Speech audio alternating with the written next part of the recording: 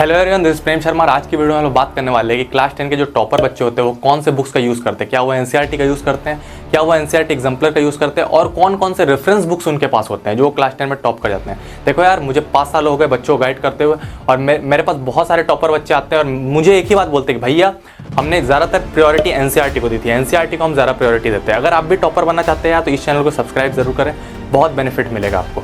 देखो यार, बुक्स के बारे में एक फैक्ट है यार, सबसे इंपॉर्टेंट ये है कि हम चार अलग अलग बुक्स को एक एक बार बनाने से अच्छा, एक एक बार लगाने से अच्छा एक बुक को आप 4 बार पढ़ लो। 4 अलग अलग बुक्स को पढ़ने से अच्छा एक बुक को आप 4 बार पढ़ लो, तो वो ज़्यादा बेनिफिट देता है। ये क्लास 10 में भी लागू होता है। वो बुक होनी चाहिए एनसीईआरटी। आगे हम लोग डिस्कस करेंगे क्यों होना चाहिए। देखो यार, एनसीईआरटी इतनी इंपॉर्टेंट बुक है, सीबीएसई आपका बोर्ड है, सीबीएसई एनसीईआरटी को ही ऑलवेज प्रेफर करता है। आप क्लास 10 में आए हो नए हो, मैंने इतने सारे 5 सालों से मैं आपका जो फाइनल पेपर बनता है एग्जाम में, मैं उसको एनालाइज कर रहा हूँ। मुझे एक ही चीज़ पता चलती है कि 90% पेपर एनसीईआरटी से आता है। कैसे आता है हम लोग ये चीज़ जानेंगे। आज पूरी सीक्रेट रिवील कर दूंगा, सारी चीज़ें आपको पता चलेगी कहाँ से क्वेश्चन आता है, कौन से बुक मोस्ट इंपॉर्टेंट रखते हैं। ठीक है, तो हम लोग स्टार्ट करते हैं।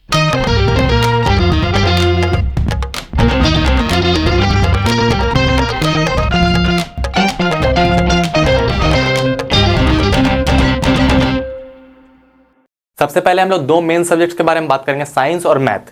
मैथ में हम लोग स्टैंडर्ड के बारे में अलग बात करेंगे, बेसिक के बारे में अलग बात करेंगे। तो सबसे पहले हम लोग साइंस के बारे में देख लेते हैं कि कौन से बुक्स हैं।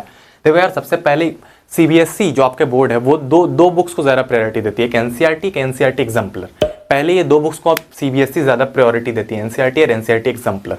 पर यार मेरी बात ध्यान से सुन लो, अगर आप कोई रेफरेंस बुक पढ़ोगे, मान के चलो कोई आप चंद लेते हो, दिनेश लेते हो, कोई भी लेते हो, प्रदीप लेते हो, कोई भी पब्लिकेशन लेते हो, आपको शायद पता होगा, तो आपको एग्जाम्पलर के क्वेश्चन उसमें मिल जाएंगे। ठीक है, किस तरीके से पढ़ना है ये भी हम लोग डिस्कस करेंगे। ठीक है, तो आप लोग एग्जाम्पलर को स्किप कर सकते हो। मेरी एक रिकमेंडेशन क्या रहेगी, देख लो यार, सबसे पहले मैं बता दूं, ये कोई भी स्पॉन्सर वीडियो नहीं है। मैं जो भी रिकमेंड करूंगा वो मैंने खुद यूज़ कर रखे है। सबसे पहली बात तो ये, तो मैंने दिनेश को यूज़ कर रखा है यार, इसलिए मैं दिनेश को रिकमेंड करूंगा। दिनेश बेटर है। अगर आपके पास चंद है या प्रदीप है तो उससे कोई दिक्कत नहीं है, दिनेश ज़्यादा बेटर है। पीसीएम तीनों के लिए मैं बुक्स भी दिखा दे रहा हूँ, देख लो, ये तीनों बुक्स है दिनेश के, तो ये तीनों बेटर बुक्स है, अच्छे बुक्स हैं। ठीक है, दिनेश के लिए। ऊपर से आपको एनसीईआरटी पता ही होगा, नई वाली आपको लेनी है, कोई भी पुराने बुक्स आपको नहीं लेनी है। सबसे पहले आपको नई वाली बुक्स लेनी है एनसीईआरटी, क्योंकि ये डिलीटेड सिलेबस में, उसमें नए वाले बुक्स में सिलेबस को डिलीट कर दिया। अगर आप पुराने बुक है आपके पास तो आप उन टॉपिक्स को ही पढ़ लोगे जो डिलीटेड नहीं है। ठीक है, तो अगर आप पुरानी है, नई नहीं ले सकते तो आप ऑनलाइन देख सकते हैं, ई बुक पे, एनसीईआरटी ई बुक पे देख सकते हैं, उससे आप मिला सकते हैं। ठीक है, अगर लेगे तो नई बुक ही लेना। तो एनसीईआरटी और एनसीईआरटी के साथ साथ कुछ एक रेफरेंस बुक। अब रेफरेंस बुक कैसे पढ़ना है भैया, देखो, पढ़ने का सबसे बेटर तरीका मैं आपको बता दे रहा हूँ। अभी मान के चलो आप कोई टॉपिक पढ़ रहे हो, ओम्स लॉ पढ़ रहे हो। ठीक है, तो देखो यार, मान के चलो एनसीईआरटी की लैंग्वेज थोड़ी कॉम्प्लेक्स होती है। अभी आपको शायद 9 में पता चल गया होगा कि कितनी कॉम्प्लेक्स होती है। तो एनसीईआरटी को कॉम्प्लेक्स लैंग्वेज को थोड़ा, अगर आपको डिटेल में उसको पढ़ना है, आपको थोड़ा अच्छी थ्योरी चाहिए कोई कॉम्प्लेक्स लैंग्वेज की, तो एनसीईआरटी का ये जो टॉपिक्स हैं ओम्स लॉ, इसको आप रेफरेंस बुक में पढ़ लो, ये बेटर रहेगा। ठीक है, एनसीईआरटी में तो पढ़ो ही, थोड़ी ज़्यादा जानकारी के लिए रेफरेंस बुक में पढ़ो। रेफरेंस बुक पढ़ने का मतलब ये नहीं यार कि आप उसको पूरा पढ़ो, जो एनसीईआरटी में टॉपिक्स दिए हो उन्हीं को आपको पढ़ना है, उन्हीं से आपके बोर्ड में आएंगे, कम से कम 10 तक। तो इतना तो आपको दिमाग में लगाना है कि आपको बाहर से कहीं भी कुछ नहीं आएगा। एनसीईआरटी को सही से पढ़ने के लिए आपको रेफरेंस बुक का यूज़ करना है। ये मैं बहुत ही इंपॉर्टेंट बात बता रहा हूँ यार, कोई टीचर आपको ये बात नहीं बताएगा। बहुत ज़्यादा इंपॉर्टेंट बात मैं आपको बता रहा हूँ, क्योंकि मैं आपका भैया हूँ, आपकी ज़्यादा फिक्र करता हूँ, इसलिए मैं आपको बता रहा हूँ ये बात। तो सबसे ज़्यादा इंपॉर्टेंट बात ये है, एग्जाम्पलर को आप कैंसिल कर सकते हैं, एनसीईआरटी और ये ले सकते हैं। जिनके पास ये बुक्स नहीं है उनको एग्जाम्पलर भी ले लेना है। ठीक है, इसमें एग्जाम्पलर के क्वेश्चन रहते हैं, इसलिए मैं आपको बता रहा हूँ। तो ये एनसीईआरटी या दिनेश, एनसीईआरटी प्लस दिनेश का आपको कॉम्बिनेशन बना लेना है, या एनसीईआरटी और एनसीईआरटी एग्जाम्पलर का आपको कॉम्बिनेशन बना लेना है। इसमें सबसे अच्छी बात क्या है ना, कि मान के चलो आपका पूरा साइंस का पेपर है, तो उसमें से क्या है ना, 85% एनसीईआरटी से आ जाता है। ठीक है, बाकी जो 15% है वो एग्जाम्पलर से आता है। मैंने और भी वीडियोस में बता रखा है ये चीज़ कि साइंस का पेपर कहाँ से आएगा। ये एक वीडियो है, इसको आप देख सकते हैं डिटेल में देखने के लिए। तो मैंने ये सीरीज़ बताई थी पिछले बार, बच्चों को बहुत फायदा हुआ कि साइंस का पेपर कहाँ से आएगा, मैथ्स का पेपर कहाँ से आएगा। तो ये हमने साइंस की चीज़ें देख ली। अब मैथ्स के बारे में बात करते हैं। मैथ्स में स्टैंडर्ड और बेसिक दोनों के बारे में बात करेंगे। मैथ्स के लिए मैं आपको बता रहा हूँ, सबसे पहले बेसिक वाले बच्चों के लिए बात करेंगे। बेसिक वाले बच्चों के लिए एनसीईआरटी पहले ले लेते हैं और एग्जाम्पलर ले लेते हैं। ठीक है, एनसीईआरटी और एनसीईआरटी एग्जाम्पलर, ये 2 चीज़ें दिमाग में डाल लो। अगर कोई बेसिक वाला बच्चा है यार, ये 2 बुक्स ना, अगर आपने ये लगा लिया, मैं कह रहा हूँ 100% एनसीईआरटी से आता है। अगर आप सेफ जोन में रहना चाहते हैं तो थोड़ा एग्जाम्पलर भी यूज़ कर सकते हैं। 100% बुक बेसिक के लिए ये एनसीईआरटी से आता है।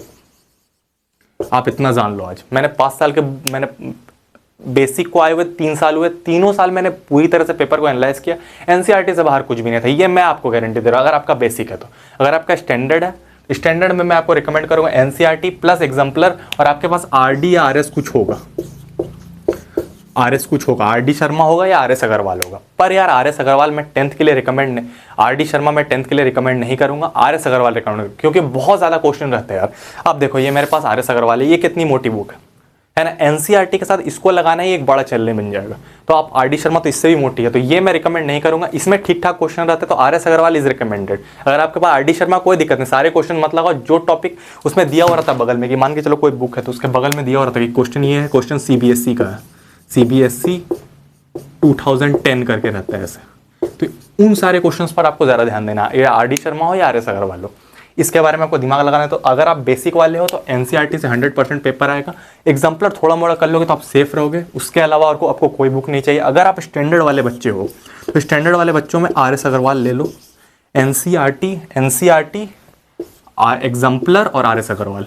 आरडी शर्मा भी आप छोड़ दो, है तो कोई दिक्कत नहीं, नहीं है तो ये आप आरएस अग्रवाल को चूज कर सकते हो। तो इन बुक्स के बारे में हम लोग बात कर लें, फिर हम लोग बात करेंगे सोशल साइंस के बारे में, इंग्लिश के बारे में और हिंदी के बारे में। यार अब हम लोग बचे हुए बुक्स के बारे में बात कर लेते हैं, जो कि सोशल साइंस है, हिंदी और इंग्लिश है। तो इन तीनों सब्जेक्ट में यार मैंने खुद अपने टाइम पर सोशल साइंस में 93 फोड़ रखे हैं 100 में, और हिंदी में 92 फोड़ रखे हैं। तो मुझे पता है यार, और रियलिटी ये अच्छी बात ये है ना कि मैंने सुना नहीं है, मेरे खुद एनसीईआरटी ही सिर्फ पढ़ी थी अपने टाइम पर, साइंस और सोशल साइंस और हिंदी में। तो एनसीईआरटी के अलावा तो मैं कुछ प्रेफर नहीं कर सकता। तो इन दोनों में यार देखो, सोशल साइंस की बात करें तो एनसीईआरटी में खुद मोटे मोटे 4 बुक्स है, आप देख सकते हैं ये चारों सोशल साइंस में, और हिंदी में 2 पतली पतली बुक आती है, क्षितिज और कृतिका, इन दोनों को आप पढ़ सकते हैं। तो इन दोनों में तो सिर्फ एनसीईआरटी है, वो बेटर रहेगा। बाकी हम लोग इन दोनों में तो एनसीईआरटी के बारे में हम लोग बात कर लेंगे, एनसीईआरटी, उसके बाहर से कुछ आपको नहीं पढ़ना है इन दोनों में, सीबीएसई 10th बोर्ड के लिए। उसके अलावा अगर आप इंग्लिश के बारे में बात कर लो तो यार ग्रामर आपको इधर उधर से देखना पड़ेगा। बाकी आपको एनसीईआरटी लिटरेचर के लिए इसमें भी एनसीईआरटी को ही प्रेफर करना है आपको, इससे बाहर कुछ नहीं करना, ठीक है। इसमें भी सिर्फ एनसीईआरटी को ही प्रेफर करना है। बाकी देखो यार, साइंस में क्या है, कुछ रेफरेंस बुक लगते हैं, मैथ में आरडी वगैरह लगते हैं, उसके अलावा आपको सिर्फ एनसीईआरटी पर ही फोकस करना, 100% एनसीईआरटी। सोशल साइंस में तो 100% एनसीईआरटी से आता है। बाद में अगर आपको प्रीवियस ईयर क्वेश्चन, मतलब पिछले बार जो क्वेश्चंस आए उन क्वेश्चंस की जरूरत पड़ेगी तो वो भी मैं आपको प्रोवाइड कर दूंगा। तो मेक श्योर आप चैनल को सब्सक्राइब कर ले, अगर चैनल पर नए हो यार तो आपका बहुत बेनिफिट है चैनल को सब्सक्राइब करने में, तो चैनल को सब्सक्राइब कर ले। इससे क्या होगा यार कि मैं जो भी वीडियो डालूंगा आपको मिल जाएगी, आगे जो भी प्रीवियस ईयर क्वेश्चन नोट्स बहुत कुछ आने वाला है इस चैनल पर, तो वो सारी चीजें आपको मिल जाएगी, इससे आपका बहुत बेनिफिट होगा, ठीक है यार। हम लोग मिलते हैं किसी और वीडियो में, तब तक के लिए यार आपको पढ़ते रहना, नए बुक्स खरीदने हैं आपको एनसीईआरटी के, सारे एनसीईआरटी पर ही फोकस करना है, तब तक के लिए आपको पढ़ते रहना है यार, एग्जाम में फोड़ के ही आना है, ठीक है। मिलते हैं हम लोग किसी और वीडियो में, चलिए बाय।